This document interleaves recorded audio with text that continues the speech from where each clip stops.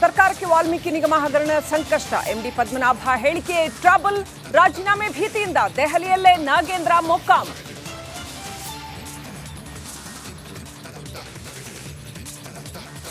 ಅಕ್ರಮ ಒಪ್ಪಿಕೊಂಡ್ರು ಯಾಕಿಲ್ಲ ಕ್ರಮ. ನಾಗೇಂದ್ರ ರಾಜೀನಾಮೆ ಪಡೆಯೋಕೆ ಹೆಚ್ಚಿದ ಒತ್ತಡ. ಸರ್ಕಾರದ ವಿರುದ್ಧ BJP tweet war.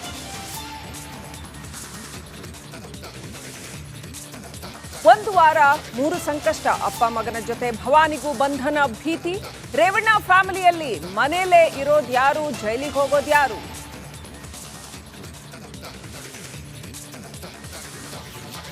SIT ಕಸ್ಟಡಿಯಲ್ಲಿರೋ Prajwal ಕಳ್ಳಾಟ. ವಿಡಿಯೋದಲ್ಲಿರೋದು ನಾನಲ್ಲ ಅಂತಿರೋ ಸಂಸದ. ಯಾವುದೇ ಪ್ರಶ್ನೆ ಕೇಳಿದ್ರು ಉತ್ತರ ಅಷ್ಟಕ್ಕಷ್ಟೇ.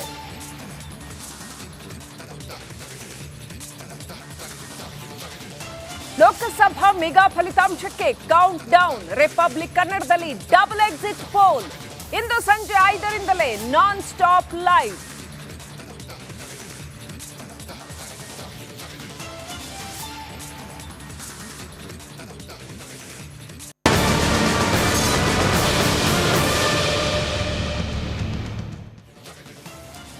ವಾಲ್ಮೀಕಿ ಅಭಿವೃದ್ಧಿ ನಿಗಮದಲ್ಲಿ ಬ್ರಹ್ಮಾಂಡ ಭ್ರಷ್ಟಾಚಾರ ಪ್ರಕರಣ ಇದೀಗ ಸಿದ್ದರಾಮಯ್ಯ ಸರ್ಕಾರಕ್ಕೆ ಕಂಟಕವನ್ನ ತಂದಿಟ್ಟಿದೆ.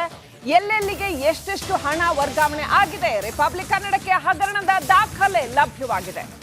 ಹಣ ವರ್ಗಾವಣೆಯ ಸಂಪೂರ್ಣ ದಾಖಲೆ ರಿಪಬ್ಲಿಕ್ ಕನ್ನಡಕ್ಕೆ ಲಭ್ಯವಾಗಿದೆ. ಎಲ್ಲೆಲ್ಲಿಗೆ ಎಷ್ಟೆಷ್ಟು ಹಣ ವರ್ಗಾವಣೆ ಆಗಿದೆ ಅನ್ನುವಂತ ಡೀಟೇಲ್ಸ್. ಯಾರು ಹಕ್ಕು ಕೊಟ್ಟರು ಇವರಿಗೆ ಹೀಗೆ ಹಣ ವರ್ಗಾವಣೆ ಬೇಕಾಬಿಟ್ಟಿ ಮಾಡೋದಕ್ಕೆ? ಇವರ ಸ್ವಂತ ಮನೆದೇನೋ ಅನ್ನೋ ರೀತಿಯಲ್ಲಿ ಹಣ ವರ್ಗಾವಣೆ ಮಾಡಿದ್ದಾರೆ.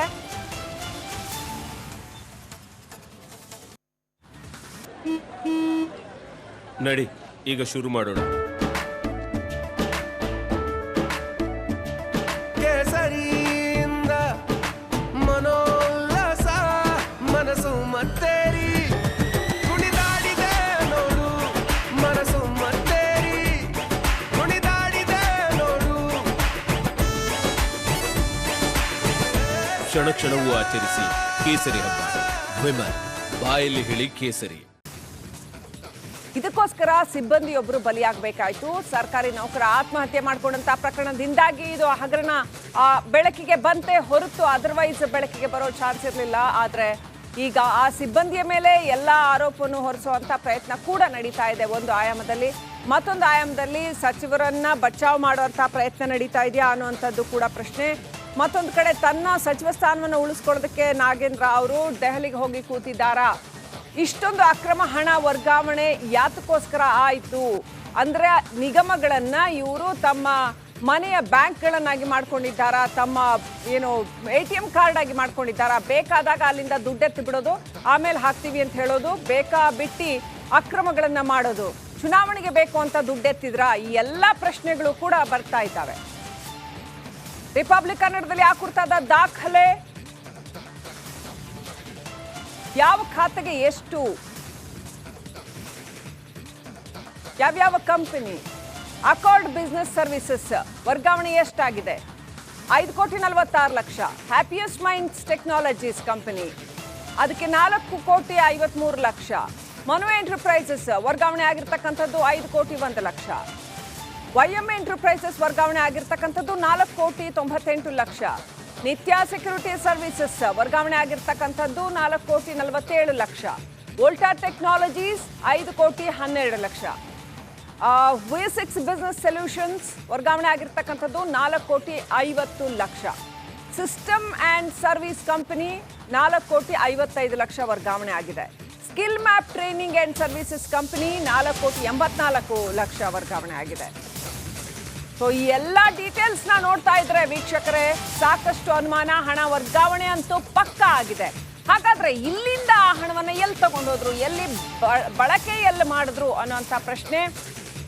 ಕುಟುಂಬದವರಿಗೆ ಸೇರಿರ್ತಕ್ಕಂಥ ಒಂದು ಕುಟುಂಬ, ಅದು ಕುಟುಂಬದವರಿಗೆ ಸೇರಿರ್ತಕ್ಕಂಥ ಕಂಪನಿ ಹಣ. ನಾಗೇಂದ್ರ ಸಹೋದರ ಲೋಕಾಭ್ಯರ್ಥಿ ನಿರೀಕ್ಷೆಯಲ್ಲಿ ಹಣ ವರ್ಗಾವಣೆ ಆಗಿದೆ ಅಂತ ಹೇಳಲಾಗಿದೆ. ತೆಲಂಗಾಣ ಚುನಾವಣೆಯ ಉದ್ದೇಶದಿಂದ ಹಾಗಾದ್ರೆ ಹಣ ವರ್ಗಾವಣೆ ಮಾಡಿದ್ರ? ನಾಗೇಂದ್ರ ಅವರ ಬ್ರದರ್ಗೆ ಬೇಕು ಅಂತ ಅಲ್ಲಿಗೆ ಹಣ ವರ್ಗಾವಣೆ ಮಾಡಿದ್ರ? ಲೋಕಸಭಾ ಚುನಾವಣೆಗೆ ನಾಗೇಂದ್ರ ಅವರ ತಮ್ಮ ನಿಲ್ಲೋರಿದ್ರು ಅಂತ ಹೇಳಲಾಗ್ತಾ ಇತ್ತು. ಅದಕ್ಕೋಸ್ಕರ ಬೇಕಾಗತ್ತೆ ಅಂತ ಹಣ ಏನಾದರೂ ವರ್ಗಾವಣೆ ಮಾಡಿದ್ರ, ಆಮೇಲೆ ನೋಡ್ಕೊಂಡ್ರೆ ಆಯ್ತು ಉಳಿದಿದ್ದು ಅಂತ ಅದಕ್ಕೆ ಹಣ ವರ್ಗಾವಣೆ ಮಾಡಿದ್ರ, ಅವರ ಕುಟುಂಬದವರಿಗೆ ಸೇರಿದ ಕಂಪನಿಗಳಿಗೆ ಹಣ ವರ್ಗಾವಣೆ ಮಾಡಿದ್ದು ಅನುಮಾನವನ್ನ ಹುಟ್ಟು ಹಾಕಿದೆ. ಅಪ್ಡೇಟ್ ಪಡ್ಕೊಳ್ಳೋಣ. Political bureau chief Vijay Jonnalli ಸಂಪರ್ಕದಲ್ಲಿದ್ದಾರೆ. ವಿಜಯ್, ಈ ಯಾವ್ಯಾವ ಕಂಪನಿಗಳಿಗೆ ಹೋಗಿದೆ ಅನ್ನೋದನ್ನ ನೋಡ್ತಾ ಇದ್ರೆ ಯಾರಿಗೆ ಸೇರಿದ ಕಂಪನಿಗಳು ಇವು? ಹಣ ವರ್ಗಾವಣೆ ಅಲ್ಲಿಂದ ಮತ್ತೆ ಎಲ್ಲಿಗಾಗತ್ತೆ? ಕಂಪ್ನಿಗಳಿಗಂತೂ ಎಷ್ಟೆಷ್ಟು ಕೋಟಿ ಹಣ ಹೋಯ್ತು ಅನ್ನೋದನ್ನ ನಾವು ಸ್ಕ್ರೀನ್ ಮೇಲೆ ತೋರಿಸಿದ್ವಿ. ಆ ನಂತರ ಏನಾಗುತ್ತೆ? ಒಟ್ಟು ಅಕ್ರಮದ ಹೂರಣ ಏನು ವಿಜಯ್? ಶ್ರೀಲಕ್ಷ್ಮಿ, ಮಹತ್ವದ ಬೆಳವಣಿಗೆಯಲ್ಲಿ ಈಗ ಹೊಸ ರೀತಿಯ ರೋಚಕ ತಿರುವುಗಳನ್ನ ತೆಗೆದುಕೊಳ್ತಾ ಇರುವಂತದ್ದು ವಾಲ್ಮೀಕಿ ಅಭಿವೃದ್ಧಿ ನಿಗಮದ ಹಣ ವರ್ಗಾವಣೆ ಸಂಬಂಧಪಟ್ಟಂತೆ. ಈಗ ಯಾವ ಅಕೌಂಟ್ ಹೋಗಿದೆ, ಎಲ್ಲಿ ಹೋಗಿದೆ ಅನ್ನುವಂಥದ್ದು ಕೂಡ ಸಾಕಷ್ಟು ಕುತೂಹಲ ಇತ್ತು, ಚರ್ಚೆಯ ವಿಚಾರ ಆಗಿತ್ತು. ಅಧಿಕೃತವಾಗಿ ಸರ್ಕಾರದಿಂದ ಹಿರಿಯ IAS ಅಧಿಕಾರಿ SP ಡೆವಲಪ್ಮೆಂಟ್ ಏನು ಹೆಚ್ಚುವರಿ ಪ್ರಧಾನ ಕಾರ್ಯದರ್ಶಿ ಅಡಿಷನಲ್ ಚೀಫ್ ಸೆಕ್ರೆಟರಿ ಅವರು ಪತ್ರವನ್ನ ಬರೆದಿರುವಂತದ್ದು, ಮಹಾರಾಷ್ಟ್ರ ಬ್ಯಾಂಕಿನ CEO ಪತ್ರವನ್ನ ಬರೆದಿರುವಂತದ್ದು. ಅಂದ್ರೆ ಇಲ್ಲಿ ವಾಲ್ಮೀಕಿ ಅಭಿವೃದ್ಧಿ ನಿಗಮದ ಹಣ ಬೆಂಗಳೂರಿನಿಂದ ಇಂಥ ಖಾತೆಗಳಿಗೆ ಇಂತಿಂತ ದಿನ ವರ್ಗಾವಣೆ ಆಗಿರುವಂತದ್ದು. ಸುಮಾರು ಅಂದ್ರೆ ಏಪ್ರಿಲ್ 4ನೇ ತಾರೀಕುವರೆಗೂ ಕೂಡ, ಮಾರ್ಚ್ನಿಂದ ಏಪ್ರಿಲ್ 4ನೇ ತಾರೀಕುವರೆಗೂ ಕೂಡ ಹಣ ವರ್ಗಾವಣೆ ಆಗಿರುವಂತದ್ದು. ಅದು ಕೋಟಿಗಟ್ಟಲೆ ಹಣ ವರ್ಗಾವಣೆ ಬ್ಯಾಂಕಿನ ಸಂಬಂಧ IFSC ಕೋರ್ಟ್ ಸಂಬಂಧಪಟ್ಟ ಸೇರಿದಂತೆ ಕೂಡ ಸಮಗ್ರವಾಗಿ ಮಾಹಿತಿಯನ್ನು ಕೊಟ್ಟಿರುವಂತದ್ದು. ಅದನ್ನ ಇಮಿಡಿಯೇಟ್ ಆಗಿ ಬ್ಯಾಂಕ್ ಗಳನ್ನ ಫ್ರೀಸ್ ಮಾಡಬೇಕು ಅಕೌಂಟ್ ನ, ಮತ್ತೆ ಆ ದುಡ್ಡನ್ನು ವಾಪಸ್ ಹಾಕ್ಬೇಕು ಅಂತ ಪತ್ರವನ್ನ ಬರೆದಿರುವಂತದ್ದು. ಇದರ ಅರ್ಥ ಬಹಳ ಸ್ಪಷ್ಟವಾಗಿ ಈಗ ಸರ್ಕಾರವೇ ಕೂಡ ಒಪ್ಕೊಂಡಿರುವಂತದ್ದು ಯಾವ ಬ್ಯಾಂಕ್ ಖಾತೆಗಳಿಗೆ ಹೋಗಿದೆ ಅಂತ ಅಧಿಕೃತವಾಗಿ ಸರ್ಕಾರವೇ ಹೇಳಿರುವಂತದ್ದು. ಆ ಇಲಾಖೆಯ ಸಂಬಂಧಪಟ್ಟ ಹೆಚ್ಚುವರಿ ಪ್ರಧಾನ ಕಾರ್ಯದರ್ಶಿ ಮಂಜುನಾಥ್ ಪ್ರಸಾದ್ ಅವರು ಕೂಡ ಪತ್ರ ಬರೆದಿರುವಂತದ್ದು. ಪ್ರಶ್ನೆ ಉದ್ಭವ ಆಗಿರುವಂತದ್ದು ಈಗ ಶ್ರೀಲಕ್ಷ್ಮಿ, ಕುತೂಹಲ ಇರುವಂತದ್ದು, ಈ ಅಕೌಂಟ್ಗಳು ಯಾರ್ದು ಮತ್ತು ಯಾವ ಅಧಿಕಾರಿ ಅಥವಾ ಸಚಿವರ ಗಮನಕ್ಕೆ ಬಾರದೆ ದುಡ್ಡು ಹೋಗೋದಕ್ಕೆ ಸಾಧ್ಯನೇ ಇಲ್ಲ. ಈ ಅಕೌಂಟ್ ಯಾರಿಗೆ ಸೇರಿದ್ದು? ಸಚಿವರ ಕುಟುಂಬದಕ್ಕೆ ಸೇರಿದ, ಸಚಿವರ ಸಂಬಂಧಪಟ್ಟಂತೆ ಸೇರಿದ, ಅಥವಾ ಬೇರೆ ಉದ್ದೇಶಕ್ಕೆ ಸೇರಿದ ಅನ್ನುವಂಥದ್ದು ಈಗ ಪ್ರಶ್ನೆ ಉದ್ಭವ ಆಗಿರುವಂತದ್ದು. ಇದಕ್ಕೆ ಸ್ಪಷ್ಟ ಉತ್ತರ ಕೊಡಬೇಕಾಗಿರುವಂತದ್ದು. ಈ ಹಿನ್ನೆಲೆಯಲ್ಲಿ ಈಗ ತನಿಖೆ ಒಂದ್ ಕಡೆ ನಡೀತಾ ಇರುವಂತದ್ದು, ಜೊತೆಗೆ ತಕ್ಷಣಕ್ಕೆ ಏನು ಕ್ರಮ ಅನ್ನುವಂಥದ್ದು. ಮತ್ತು ಖಂಡಿತವಾಗ್ಲೂ ಯಾವುದೇ ಕಾರಣ ಕೂಡ ಸಚಿವರ ಗಮನಕ್ಕೆ ಬಾರದೆ ಅಥವಾ ಇಲಾಖೆಯ ಅಧಿಕಾರಿಗಳ ಗಮನಕ್ಕೆ ಬಾರದೆ ಇಷ್ಟೊಂದು ದೊಡ್ಡ ಮೊತ್ತದ ಹಣ ಯಾವುದೇ ಕಾರಣ ಕೂಡ ಬೇರೆ ಖಾತೆಗೆ ವರ್ಗಾವಣೆಗೆ ಸಾಧ್ಯನೇ ಇಲ್ಲ. ಜಾಯಿಂಟ್ ಅಕೌಂಟ್ ಆಗಿರುತ್ತೆ. ಈ ಹಿನ್ನೆಲೆಯಲ್ಲಿ ಈಗ ಅಧಿಕೃತವಾಗಿ ಸರ್ಕಾರವೇ ಕೂಡ ಈಗ ಪತ್ರ ಬರೆದಿರುವಂತ ಹಿನ್ನೆಲೆಯಲ್ಲಿ ಈಗ ಸಚಿವರು ರಾಜೀನಾಮೆ ಕೊಡ್ತಾರೆ. ಅದಕ್ಕೆ ಸಂಬಂಧಪಟ್ಟಂತೆ ಈಗ CBI ತನಿಖೆಗೆ ತೆಗೆದುಕೊಳ್ಳುವಂತ ಬಹುತೇಕ ಸಾಧ್ಯತೆ ಇರುವಂತದ್ದು. ಇದು ಮುಂದಿನ ದಿನಗಳಲ್ಲಿ ಬೇರೆ ರೀತಿ ಎಲ್ಲಾ ತಿರುಗಳನ್ನು ತೆಗೆದುಕೊಳ್ಳುವಂತ ಸಾಧ್ಯತೆ ಇರುವಂತದ್ದು. Shrilakshmi, right, thank you Vijay ಡೀಟೇಲ್ಸ್ಗಾಗಿ.